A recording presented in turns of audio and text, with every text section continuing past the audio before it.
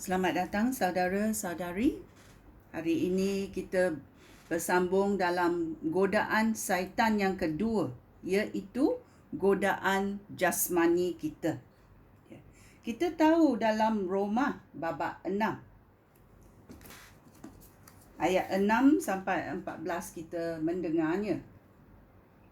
Kita tahu bahawa tabiat kita yang lama sudah disalibkan bersama-sama Kristus, supaya kuasa tabiat kita yang berdosa itu dimusnahkan, dan kita tidak akan diperhambakan oleh dosa lagi.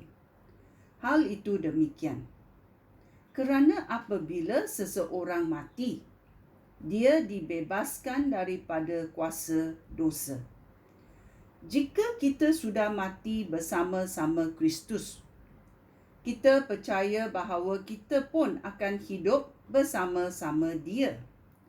Hal itu demikian, kerana kita tahu bahawa Kristus sudah dibangkitkan daripada kematian. Dia tidak akan mati lagi. Kematian tidak berkuasa atasnya lagi. Kematian Kristus itu kematian terhadap dosa. Perkara itu berlaku satu kali sahaja, untuk selama-lamanya. Tetapi hidupnya sekarang adalah hidup bagi Allah. Kamu juga harus menganggap diri kamu mati terhadap dosa, tetapi hidup erat dengan Allah melalui Kristus Yesus. Janganlah biarkan dosa menguasai hidup kamu yang fana, supaya kamu tidak mengikuti keinginan hati yang jahat. Janganlah serahkan sebarang anggota tubuh kamu kepada kuasa dosa untuk digunakan bagi tujuan yang jahat. Sebaliknya, serahkanlah diri kamu kepada Allah sebagai orang yang dahulunya mati, tetapi sekarang telah dihidupkan oleh Allah. Serahkanlah segenap diri kamu kepada Allah, supaya Allah boleh menggunakan kamu untuk melakukan kehendak Allah. Dosa tidak boleh menguasai kamu, kerana kamu tidak lagi hidup di bawah Taurat, tetapi hidup di bawah rahmat Allah, iaitu hidup dalam anugerah Tuhan.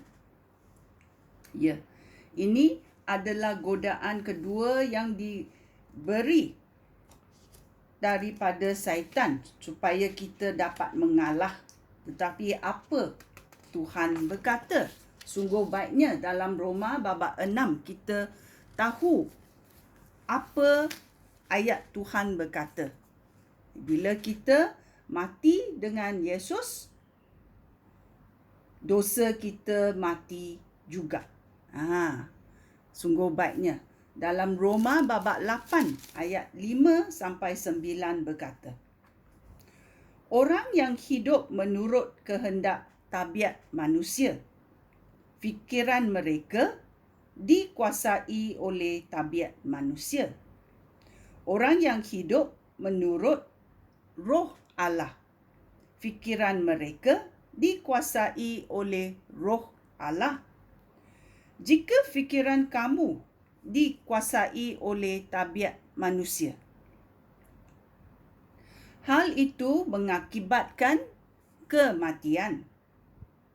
Tetapi jika fikiran kamu dikuasai oleh Roh Allah, Allah akan mengurniakan kamu hidup dan kedamaian. Seseorang yang fikirannya dikuasai oleh tabiat manusia menjadi musuh Allah. Orang itu tidak mentaati hukum Allah, dan sebenarnya dia tidak dapat mentaati hukum Allah. Orang yang hidup menurut tabiat manusia tidak dapat menyenangkan hati Allah. Tetapi kamu tidak lagi hidup menurut tabiat manusia. Kamu hidup menurut kehendak Allah, Roh Allah. Jika Roh Allah menguasai hidup kamu, sesiapa yang tidak mempunyai Roh Allah Kristus, orang itu bukan milik Kristus. Ya, sungguh kuatnya amaran ini. Kita juga mau meneliti Yakobus babak 1.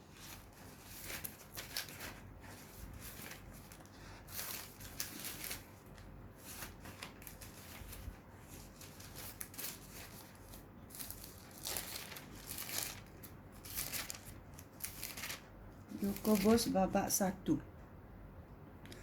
ayat 14 berkata. Yakobus babak 1 ayat 14. Seseorang tergoda apabila dia terpikat dan diperangkap oleh keinginannya sendiri yang jahat. Ini sungguh tepat. Seseorang tergoda apabila dia dipikat dan diperangkap oleh keinginannya sendiri yang jahat.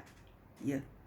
Godaan itu ada di depan mata kita. Tetapi kalau kita mahu mengambilnya dan kita dipikat dan diperangkap oleh keinginan kita sendiri yang jahat.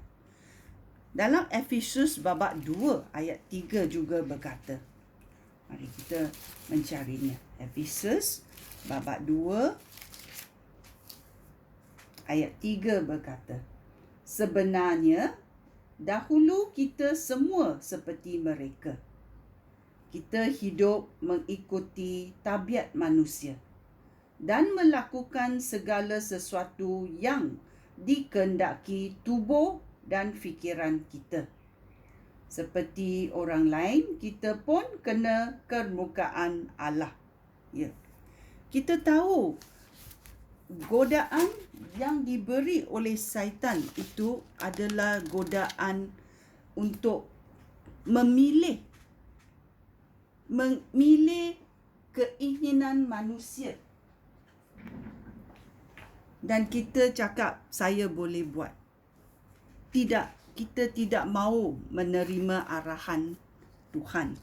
Ini adalah apa yang Adam dan Hawa memberontak atas. Kerana dalam godaan jasmani, kita kalah. Kita tahu bahawa syaitan tahu kelemahan kita. Ya. Itulah dia datang dengan godaan-godaan keinginan duniawi dan juga keinginan godaan jasmani. Ya. Ini adalah dua godaan yang syaitan akan menyerang setiap manusia. Sekian, terima kasih. Shalom.